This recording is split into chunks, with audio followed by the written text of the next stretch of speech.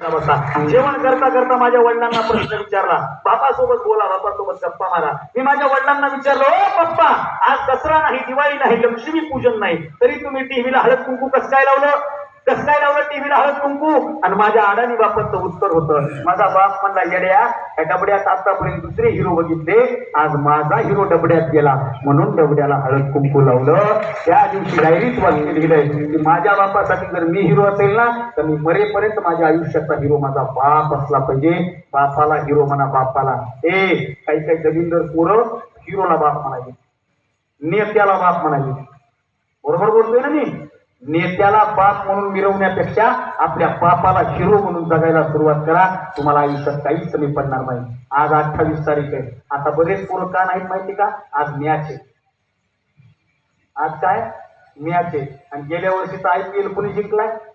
विराट कोहली. आणि माझ्या गावातल्या मित्रांना स्टेटस ठेवलं, 18 वर्षाच्या प्रतीक्षेनंतर विराट जिंकला. मी त्याला म्हणलं, तू 38चा झालाय, बाप वाट बघायलाय, तू एखादी प्रतीक्षा कधी घेऊन येतोस? तुझ्या डोक्यावर अक्षरा कधी पडतात त्याचा विचार कर. ते MS धोनी नावाचा खेळाडू आहे, तो खेळता खेळता, बसा बसा मावशी 1 मिनिट बसा. तो MS धोनी नावाचा खेळाडू आहे, इकडे बघा, जाऊ द्या. खेळता खेळता आऊट झाला. माझ्या मित्रांना स्टेटस ठेवला, टायगर आता थकलाय. दुसरा मॅच जिंकलाय, स्टेटस ठेवलं, टायगर अभी जिंदा आहे मेरे दोन. आणि काल एकानं असं धोनीचा फोटो घेऊन असं ठेवलंय, बाप तो बाप असतो. आता माझ्या जवळचा मित्र मग त्याला मॅसेज केला, मी काकाचं नाव महेंद्र आहे का? धोनीने किती धावा काढल्या, विराटनं किती काढल्या, रोहितनं किती काढल्या, सूर्यकुमार यादवनं किती, आता एक नवीन आलाय संजू सॅमसंग, त्यानं किती काढल्या. सोडा रे. क्रिकेटरच्या धावा मोजण्यापेक्षा वन डे मध्ये किती, 2020 मध्ये किती, वर्ल्ड कप मध्ये किती, कसोटी किती, IPL मध्ये किती, हे सगळं रेकॉर्ड पास करण्यापेक्षा आपल्या बापानं या बांधावर त्या बांधावर किती धावा काढल्या, त्या बापाच्या धावा मोजायला तयार व्हा. तुमच्या आयुष्यात मॅच काय होणार नाही.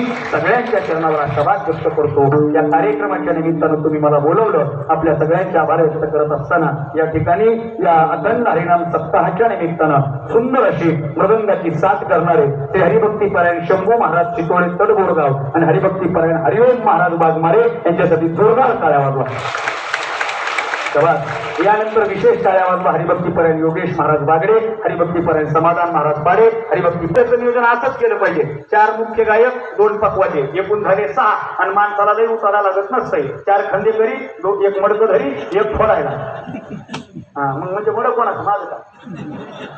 महाराज लोक मारायच बसले तुम्ही. सुंदर असं नियोजन आहे. एकदा सगळ्या भजनी मंडळीसाठी जोरात टाळ्या वाजवा.